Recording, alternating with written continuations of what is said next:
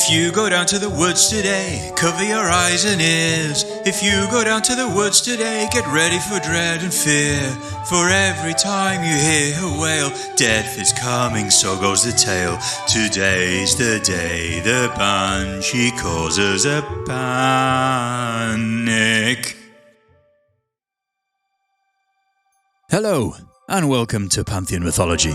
Today we'll be looking into the legend of one of the most prominent and fearsome entities from Celtic mythology, the harbinger of death herself, the Banshee.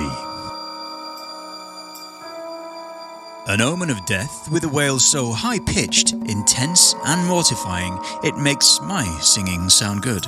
And that's saying something. The Banshee is known in Irish folklore as a female spirit who appears and shrieks as a warning of imminent death of a family member. Therefore, if you were to hear it, then I'm sorry mate, it's too late. Say your goodbyes because someone's a goner.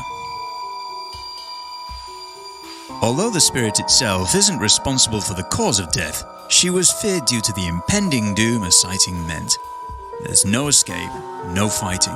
The end is nigh for a loved one, and the Banshee would appear as a final warning. Some believed that each family in Ireland would have its own Banshee, ready to keen, meaning to cry or weep, when a loved one was approaching their end. While it's widely accepted on the role she played within Celtic mythology, there are numerous tales on her appearance which could further suggest how each family had their own personal version. How lovely. Commonly seen forms are a beautiful woman wearing a shroud, a pale woman in a white dress with long red hair, a woman with a long silver dress and silver hair, a headless woman carrying a bowl of blood that is naked from the waist up, an old woman with frightening red eyes, a green dress and long white hair, an old woman with a veil covering her face, dressed all in black with long grey hair. One of the earliest accounts of a Banshee comes from Lady Anne Fanshawe, who lived in Ireland during the 1600s. She witnessed the spirit while staying at the home of Lady Honor O'Brien. Her retelling states, "There we stayed 3 nights, the first of which I was surprised by being laid in a bedchamber, when, about 1 o'clock, I heard a voice that wakened me. I drew the curtains, and, in the casement of the window, I saw, by the light of the moon, a woman leaning into the window, through the casement, in white, with red hair and pale, ghastly complexion. She spoke loud, in a tone I had never heard thrice. A horse! And then, with a sigh, more like the wind than the breath, she vanished, and to me her body looked more like a thick cloud than a substance. I was so much frightened that my hair stood on end, and my nightclothes fell off. I pulled and pinched your father, who never woke during the disorder I was in, but at last was much surprised to see me in this fright, and more so when I related the story and showed him the window opened. Neither of us slept any more that night, but he entertained me with telling me how much more these apparitions were usual in this country than in England, and we concluded the cause to be the great superstition of the Irish, and the want of that knowing faith which should defend them from the power of the devil, which he exercises among them very much. About 5 o'clock the lady of the house came in to see us, saying that she had not been in bed all night, because a cousin O'Brien of hers, whose ancestors had owned that house, had desired her to stay with him in his chamber, and that he died at 2 o'clock. And she said, "I wish ye to have no disturbance, for 'tis custom of this place that whenever any of the family are dying, the shape of a woman appears in the window every night until they be dead.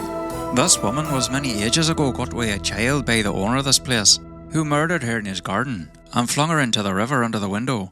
But truly, I thought not of this when I lodged ye here, it being the best room in the house." We made little reply to her speech, but disposed ourselves to be gone suddenly.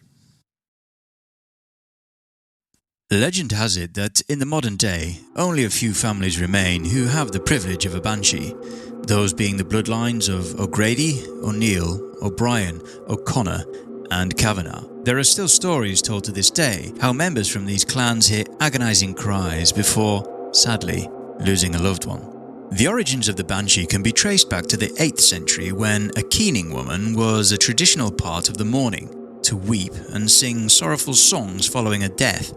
Ladies in high demand, they were paid for their services, often with booze, and due to this, were considered sinners, doomed to become banshees. Hey, if alcohol is a pathway to bansheehood, then we're screwed, right? A feared entity then, but is this fear misplaced? Omens of death, yes, but is a banshee actually a being of evil? Or can her wails be considered a favour, allowing families to prepare for an inevitable loss? Usually, whenever someone or something is associated with death, it's human nature to have negative feelings towards it. What do you think? Does the banshee have a bad rep, and is it justified? Also, we'd love to hear of any possible experiences you may have had with this spirit. Well, be careful, eh? Next time you hear a piercing scream in the distance, as you never know what it could be. In my case though, it's most likely just my wife finding out that I've eaten the last of the chocolate. If you enjoyed this video, please show your support by shrieking at that like button and subscribing as we release new content every week. Also, why not check out our Banshee design on Pantheon Apparel? Our clothing brand is inspired by mythology and folklore from around the globe, so I'm sure you'll find something you love. This video on the left here is what YouTube's super smart algorithm has chosen for you to watch next, while on the right, you can dive deep into a mythology binge with our binge playlist. Go down the rabbit hole. I dare you. Whether this is your first time or you've been with us a while now, thank you for watching. See you on the next one.